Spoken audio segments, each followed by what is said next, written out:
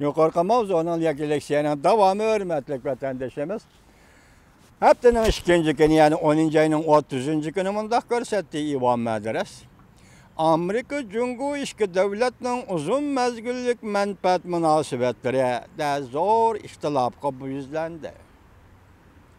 Uzun müddetlik menfaat münasebetleri zor da ihtilafqa yüzlendi. Oxşaşlıqqa emas. Belki kelgüsü de ihtilaf daximi zor idi. O mundaq görsetdi. İki devlet münasebeti barğan siri rekabetlişidiğen bir tarafga boruladı. Yüzlenidi. İvan Medres mundaq hesapladı. Cungunun növbeti 3 çoğun canıca menfaati var. Dikkat vatandaş. Kompartiyanın hükmürallığını hem de cemiyetin mukamlığını qoğdaş. Birinci.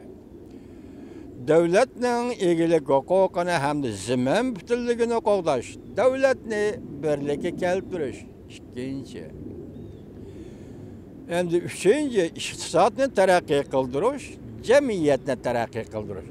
Növbetki Cungunun canıca menfaati partiyanın hükmürallığını saklaş. Vatanını birlik keltiriş, zimin bütünlüğünü qoğdaş.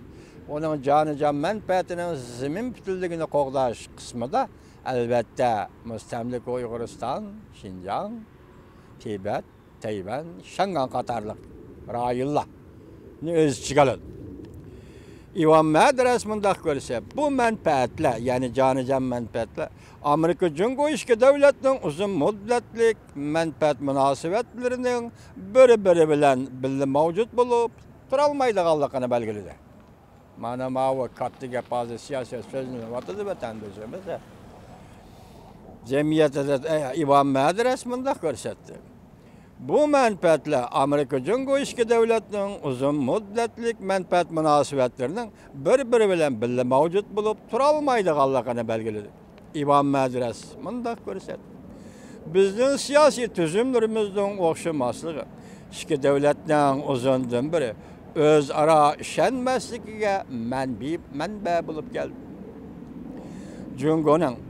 Cungu devlet içinde ictimai tizginleş vasıtası, cümleden yukarı pen texnikiden faydalanış, Amerika bilen roşan seliştirme payda kıldı. Amerika'nın siyasi tüzümüne Cungu tuğuluş bilenla bir xil tehdit dep hesaplap geldi. Amerika'nın siyasi tüzümüne Cungu tuğuluş bilenla bir xil tehdit dep hesaplap geldi.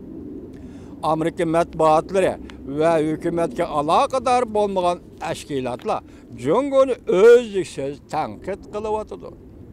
Belki şundakla Amerika'nın Cungu'da izdir ümit kılgandık. Cungu'da Amerika'nın Cungu dairleri ümit kılgandık. Cungu Kompartiyasının hakimiyet beşi turuşunun kanunluk işgalligini ten alıdığan, yoki itiraf kılıdığan bir rehber yok. Cungu Kompartiyasının hakimiyet berişide turuşu kanunluk deb itiraf kılıdığan Amerika'da bir rehber yok. İvan Medres mundaq görset.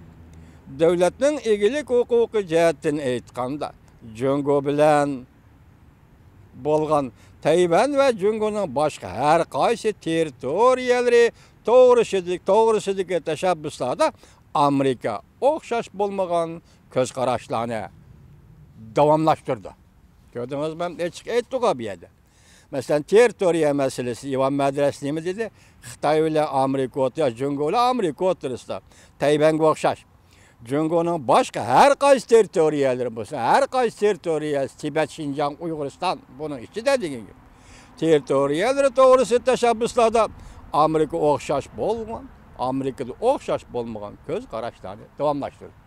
Xitayning köz qarışıga oxşamaydigan köz qarışını Amerika davamlaştırdı. Belki bu meselede Amerika'nın siyaseti özgürüş boladigan hiç qandaq bir alamet yok. Bir yadılıb aldığan cümleler kim var hürmetli vatandaş gördünüz mü? Territoriya meselesi Cungu'nun köz qarışını mı? Amerika'nın köz qarışını mı? İkisi iki dünya. Amerika üzlün köz qarışı çıntırdı deydi. iqtisod jihatini aytganda Amerika Jungo aslida har qaysi taraqqiyot jarayonida manfaatga erishishni o'ylaydi. Manfaatga erishish ham kerak edi. Lekin ochiq reallik oshkorildiki, Jungo qo'llangan siyosatlar Amerikaning davlat manfaatiga eg'ar ziyon soldi. Ivan Madras Washington bilim xazisi Brezhnevskiy ilmiy jamiyatida Amerikaning Jungo bilan uzun mezgillik manfaat munosabatlari bir-biriga sig'ish olamdi. Mavzuliq bir maydon muhokama yig'inida yuqori qadar nutq so'zildi. Ivan Madras yana mundaq ko'rsatdi. Jungo bu jonijon manfaatga erishish jihatida qo'llangan tadbirlarni ham Amerika qabul qilmaydi. Ivan Madras mundaq ko'rsatdi. Siyosat va muqimlik jihatdan aytganda Xi Jinping ichki jihatda kishilik huquqni bostiryapti. Bo'lib diniy arboblar va osonlik millatlarning negizlik huquqini inkor qilyapti. Jungoning bundaq harakatlarini Amerika abadiy qabul qilmaydi. Bu jihatdagi ixtiloflarda faqat Amerika uningdan borgan sari ansiraydi. Amerika Jungo o'rtasidagi raqobat balki ideologiyalik raqobat ma'nisiga ega bo'ladi. Balki shundoq ega bo'ldi. Ideologiyalik manfaat ma'nisi ega bo'ladi, balki shundoq ega bo'ldi. Territoriya va egilik huquq butunligidan aytganda 2013-yildan beri Xi Jinpingning harakati oshkoraladiki, iqtisod, diplomatiya, harbiy ishlar jihatda majburlash shaklida maqsadga yetmoqchi bo'lyapti. Ammo Amerika bularni Amerikaning manfaatiga xilof deb hisoblaydi. Territoriya zamin butunligi masalasida Jungo majburlash xarakterli o'zining manfaatiga yetmoqchi, maqsadiga yetmoqchi bo'lyapti. Lekin Amerika buni Amerikaning davlat manfaatiga xilof deb qaraydi. Ivan Madras yana mundaq ko'rsatdi. Iqtisodiy taraqqiyot jihatini aytganda Xi Jinping borgan sari bozor iqtisodiga qiziqmaydigan bo'lib qoldi. Ya'ni iqtisodiy taraqqiyot jihatini aytganda Xi Jinping navbatda bozor iqtisodiga qiziqmaydigan bo'lib qoldi. U davlat egiligi orqali iqtisodga rahbarlik qilishga yuzlandi.